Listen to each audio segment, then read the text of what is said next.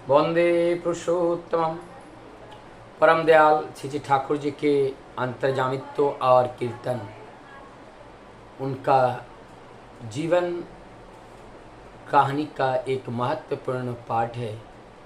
परम दयाल ठाकुर जी का जन्म 1888 दिन शुक्रवार सुबह 7:05 ताल नवमी तिथि में ठाकुर जी का आगमन होता है। उनका बाल जीवन इससे पहले हम वर्णन कर चुके हैं और इसके बाद की घटनाएं हैं। परमदयाल श्री ठाकुर जी के परिवार बड़े होने के कारण उनके पिता शिवचंद्र चक्रवर्ती एक दिन ठाकुर जी को बोले थे कि डॉक्टरी विद्या अर्जन करने के लिए, ताकि इतना बड़ा परिवार है उस परिवार को चला पाएं। लेकिन ठाकुर बचपन में उन्होंने एमबीबीएस की जो पढ़ाई है वो करने के लिए उनके पास जो एलिजिबिलिटी है वो नहीं थी। लेकिन उन्होंने बोर्ड के पास गए, नेशनल मेडिकल कॉलेज कलकत्ता में, और उन्होंने कहा कि आपका प्रश्न अगर मैं सॉल्व कर पाता हूँ तब तो आप मुझे दाखिला दीजिएगा, और अगर सॉल्व नहीं कर पाता हूँ तो दाखिला आप मत दीजिए। वहाँ पर लीला है प्रभु का। वहाँ पर वो एंट्रेंस एग्ज़ाम देते हैं, वहाँ पे सब लोग बैठते हैं एग्ज़ाम लेने वाले, और उस एग्ज़ाम में उत्तीर्ण होते हैं, वहाँ पे उनका दाखिला होता है। अब एमबीबीएस पढ़ने के लिए पैसे नहीं हैं, और पैसे कहाँ से आएगा। पिता शिवचंद्र चक्रवर्ती 10 रुपये करके महीने में देने का व्यवस्था किया कि उसी से ही उनको एक महीना चलाना है। और वो 10 रुपये भी उनका एक जो मित्र थे, फ्रेंड थे, कलकत्ता में रहते थे, वो उन ठाकुर जी के पिता शिवचंद्र चक्रवर्ती से कर्ज लिए थे। लेकिन वो कर्ज को चुकता नहीं किया था। तब ये सुयोग था कि आप जब Thakur ji national medical college में पढ़ रहे हैं और वो भी इसी कलकत्ता के रहने वाले हैं शहर के, तो मंथली के हिसाब से 10 रुपये करके अगर दे देंगे तो बालक अनुकूल का भी काम चल जाएगा और उनका जो ऋण है वो भी ऋण से मुक्त हो जाएंगे। ऐसा बात फाइनल हुआ। इस शिवचंद्र जो ईश्वर चंद्र चक्रवर्ती के नाम था उनका, और उन्होंने कुछ दिन तक तो उन्होंने दिए पैसे, उसके बाद वो भी देना उन्होंने बंद कर दिया। तो जब बंद कर दिया तो ठाकुर जी का जो महीना अब जो है बहुत ही कष्ट में बीतने लगा।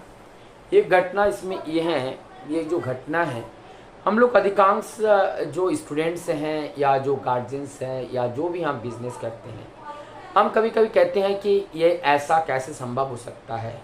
लेकिन ठाकुर अनुकूल चंद्र के दिव्य जीवन में जब हम लोग देखते हैं कि उन्होंने किस तरह से एमबीबीएस की पढ़ाई की।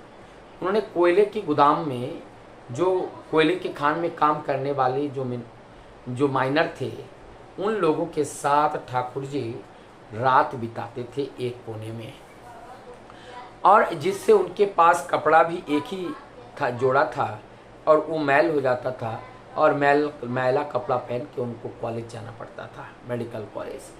और तब जा कर के कई बार टीचर ने भी वहाँ पर टोके भी थे कि आप ऐसे गंदे कपड़े पहन कर क्यों आते हो। और उनके पास पहनने के लिए एक ही जोड़ा जूता की व्यवस्था था और उसके अलावा था ही नहीं।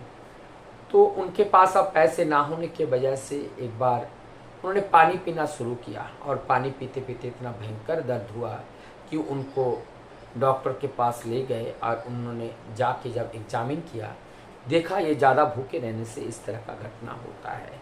तब जा कर के वहाँ उनको ट्रीटमेंट किया, और ट्रीटमेंट करने के बाद उनको आराम हुआ। और ठाकुर जी के एक मित्र थे, और मित्र वो हेमचंद्र नाम के एक व्यक्ति थे, और जिनके पास होम्योपैथी का फार्मेसी था। और होम्योपैथी फार्मेसी में उन्होंने दयाप्रवश होकर अनुकूल को, उन्होंने ठाकुर अनुकूल चंद्र जी को एक बक्से में कुछ होम्योपैथी मेडिसिन दिए। अब ठाकुर जी उस होम्योपैथी मेडिसिन को लेकर के अध्ययन भी किए, और उसके बाद उस मिनरल्स माइनर में काम करने वाले, खानों में काम करने वाले जो लेबर थे, जो मजदूर थे, उस मजदूर के बीमार होने पर ठाकुर जी उन लोगों को चिकित्सा करते थे, और ऐसे चिकित्सा उनकी औसत जिनके ऊपर पड़ता था उनका बीमारी एकदम दूर हो जाता था, और इससे संतुष्ट होकर के कुछ ना कुछ लोग दे देते थे, और उन जो पैसे से उनका जीवन भी चल जाता था, और लोगों को वो पैसा सहयोग करते थे। तो ये जो जीवन है कि अपने पास रहने के लिए पैसा नहीं है, खाने के लिए पैसा नहीं है, इसके बावजूद भी उन्होंने अपने मिशन को पूरा किया। ये थे श्री ठाकुर अनुकूल चंद्र। अब उनकी जो कीर्तन युग आया और कीर्तन में बड़े मस्त थे। जब वो डॉक्टर बन के गए और जाने के बाद वहाँ पर कीर्तन युग चालू हुआ और कीर्तन युग में जो कीर्तन युग बांग्ला में 1321 से कीर्तन युग चालू होता है। अर्थात जिस समय उनका जो उम्र था 26 ईयर्स, उस समय से कीर्तन युग चालू होता है।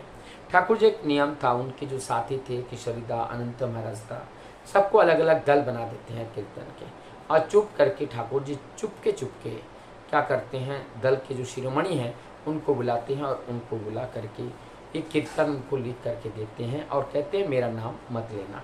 और वो कीर्तन गाते हैं और वो कीर्तन कल वाले कीर्तन से आज और सुंदर होता है। और चुपके से ठाकुर जी फिर अनंत महाराज को भी मतलब बुलाते हैं और बुला के उनको भी कीर्तन लिख के देते हैं, लेकिन उन्हें भी यही बात कहते हैं कि आप किसी को नहीं बताना कि मैंने आपको लिख के दिया। इसी प्रकार से सैकड़ों जो दल थे सभी दलों के मुखिया को बुलाते थे और उनको अपने हाथ से लिखा हुआ जो भजन कीर्तन है, जो कीर्तन है वो देते थे, लेकिन उनको बताते थे कि आप बताना नहीं। इस तरह से ये कीर्तन युग का शुरुआत हुआ, ये कीर्तन का प्लावन हुआ। और जिस प्रकार से बाढ़ आने पर नदी नाले और सारी गंदगियाँ धो करके नदी में बहते हुए वो सागर में ले जाते हैं, ठीक उसी प्रकार से कीर्तन युग जब आती हैं, जैसे गौरांग महाप्रभु के समय आया था, उस समय जितने भी पथिक हैं, दलित हैं, पीड़ित हैं, शोषित हैं, उन सब लोगों को उद्धार करने के लिए वो परम दयालु आते हैं। कभी वो गौर बनकर, कभी अनुकूल बनकर के आते हैं। हमारी प्रतिकूलता भरी जीवन के अंदर किस तरह से वो निकालने के लिए आते हैं। तो ये इनका कीर्तन युग था। कीर्तन युग बहुत ही मधुमय और बहुत ही आनंदमय और ये अभावनीय, अकल्पनीय ये जो परिस्थिति और परिवेश बनता था।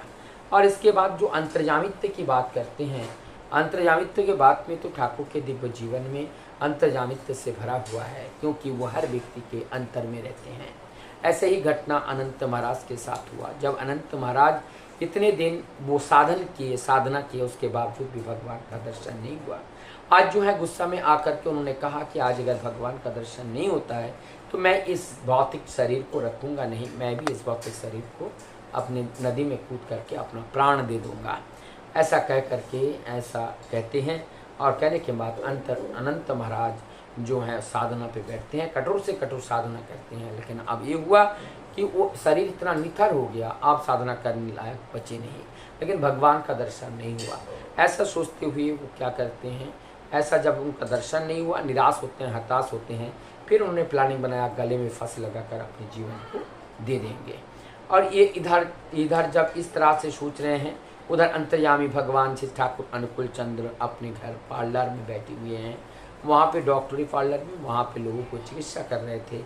और इस बीच शाम का समय था, बारिश हो रही थी, हल्के हल्के कूद पड़े और कूदने के बाद उन्होंने कहा कि मैं अभी आता हूँ कह करके दौड़ के चलने लगे और दौड़ करके जाते हैं और जा करके दरवाज़ा खटखटाते हैं, फिर और दरवाज़ा खोलते हैं और कहते हैं ये क्या कर रहे हो। उन्होंने कहा क्या करूँ, इस जीवन का मूल्य तो है ही नहीं, और जब भगवान का दर्शन नहीं हुआ अब इस प्राण को मैं रखूँगा नहीं। तब वो कहते हैं कि भगवान तुम जैसे भगवान को खोजते हो वैसे भगवान भी तुम्हारे पीछे पीछे तुम्हें खोजते हैं। आज जैसे भगवान के पीछे तुम अगर दौड़ते हो, तुम्हारे पीछे पीछे भगवान भी दौड़ते हैं, लेकिन भगवान को तुम पहचानते नहीं हो। ऐसा कर करके ठाकुर जी और अन्य प्रसंग पे बात करने लगते हैं। इसी प्रकार से आप देखिए कितनी शाम के समय पेशेंट देख रहे थे, मौसम भी अच्छा नहीं था और कहाँ कई दूर वहाँ पर पे अपने साधना गृह में अनंत महाराज था अपने फांसी लगाने के लिए प्रस्तुत हो रहे हैं। और वो बालक वहीं पे उनको पता लगता है कि हमारा भक्त क्या कर रहे हैं, भगवान भक्त की उस मनवांछा को पूर्ण करने के लिए, और वो क्या कर रहे हैं ये जान करके उन्होंने दौड़ करके वहाँ पे चले जाते हैं, दौड़ कर चले जाते हैं और जा करके देखते हैं वो फांसी खाने के लिए वो तैयार हैं। तो अर्थात यहाँ पर वो कितने बड़े अंतर्यामित्व हैं कि आज अनंत महाराज उनसे दूर हैं, वो क्या कर रहे हैं, वो घर बैठ के वो देख रहे हैं। अर्थात ये हमारे हृदय राजा है, ये हमारे प्राण पुरुष हैं और उनकी हर पुकार, उनकी हर हम लोगों की हर पुकार, हर चित्कार, हर जोर आवाज़ हमारी प्रभु की आवाज़ में चोर हो चाहे छोटा हो, वो प्रभु के कर्ण तक पहुंच जाते हैं। अब ज़रूरत है इंतज़ार करने का। जब हम कार्यरत रहेंगे निश्चित रूप से उनके दया हमारे ऊपर प्रसन्न होगा। वंदे पुरुषोत्तम।